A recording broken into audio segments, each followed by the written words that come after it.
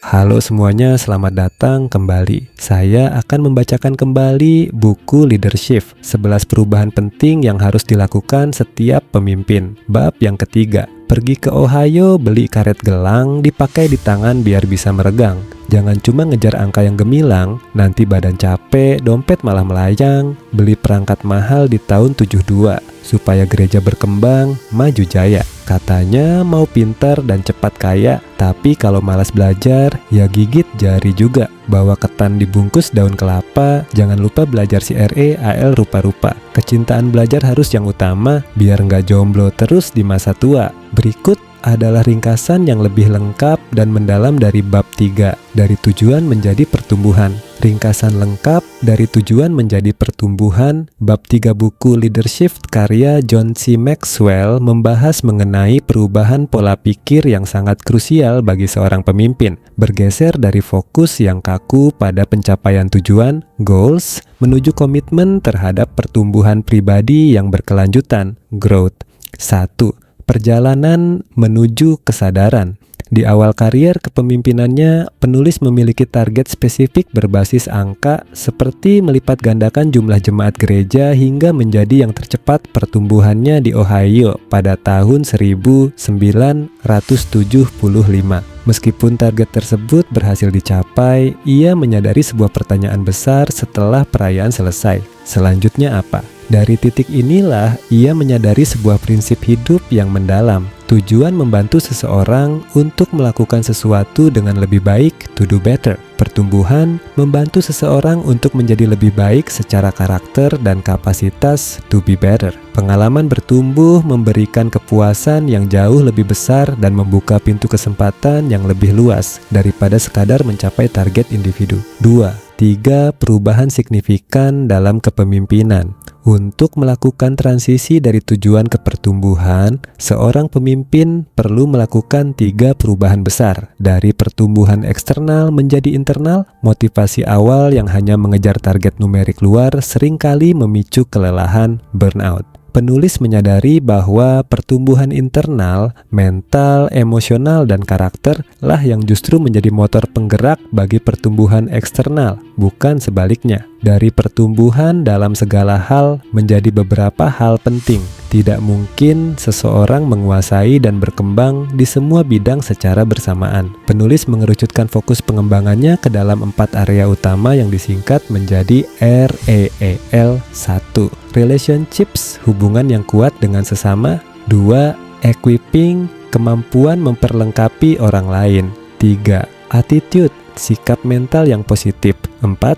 Leadership, kapasitas kepemimpinan. Dari pertumbuhan dengan batas waktu menjadi tanpa batas akhir, fokus pada tujuan bersifat jangka pendek dan diukur oleh tenggat waktu, sedangkan fokus pada pertumbuhan adalah sebuah perjalanan seumur hidup, lifelong journey, yang berkelanjutan tanpa garis finish. Budaya yang berfokus pada pertumbuhan mengutamakan pengembangan nilai, peregangan potensi, semangat melayani, dan penciptaan murid, alih-alih sekadar mengejar status atau hak istimewa. 3. 7.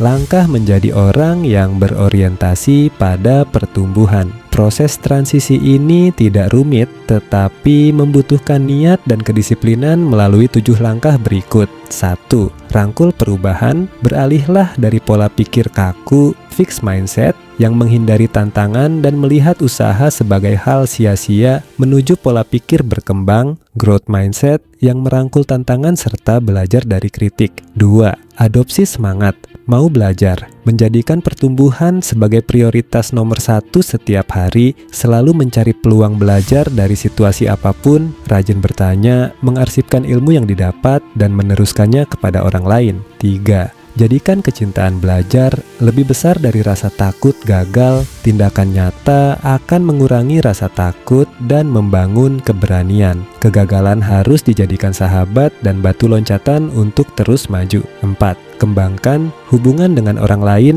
yang sedang bertumbuh. berada di lingkungan positif yang dikelilingi oleh orang-orang yang lebih maju, sering menantang diri keluar dari zona nyaman, dan menjadikan pertumbuhan sebagai budaya yang diharapkan. 5. Kembangkan kerendahan hati. Memiliki kesadaran diri untuk jujur mengakui kelemahan dan kesalahan, serta berani menerima kritik demi perbaikan diri di masa depan.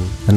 Percaya pada diri sendiri. Apa yang seseorang pikirkan tentang dirinya menentukan seberapa besar investasi yang ia berikan pada pikiran dan kapasitasnya sendiri. Hukum cermin. 7. Rangkul pembelajaran berlapis, layered learning. Pengetahuan dan kebijaksanaan diperoleh secara bertahap dari waktu ke waktu melalui akumulasi pengalaman, kemenangan, kegagalan, dan ketekunan. Seperti halnya pertumbuhan sebuah pohon yang terus menambah lingkaran tahunannya tanpa meninggalkan akar masa lalu. Kesimpulan, orientasi jangka panjang. Beralih dari orientasi tujuan jangka pendek ke orientasi pertumbuhan jangka panjang memungkinkan seseorang untuk melakukan peningkatan harian secara konsisten guna mencapai potensi maksimal. Pertumbuhan internal sebagai fondasi. Pertumbuhan internal yang kokoh akan secara otomatis menghasilkan kesuksesan dan pertumbuhan eksternal, seperti prinsip Truett Cathy. Jika kita menjadi lebih baik, pelanggan kita akan menuntut kita untuk menjadi lebih besar.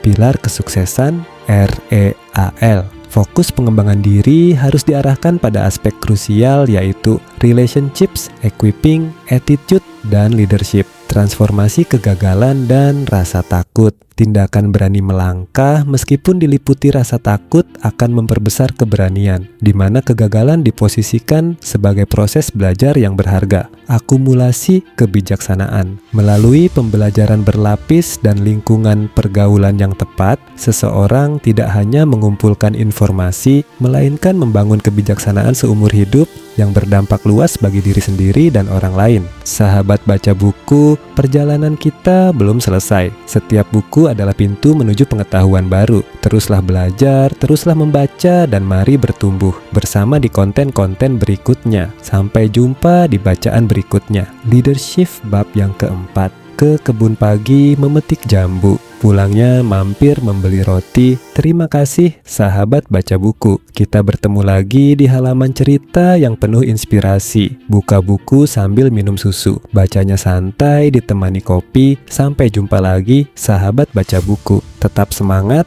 kita lanjutkan cerita di bacaan berikutnya nanti.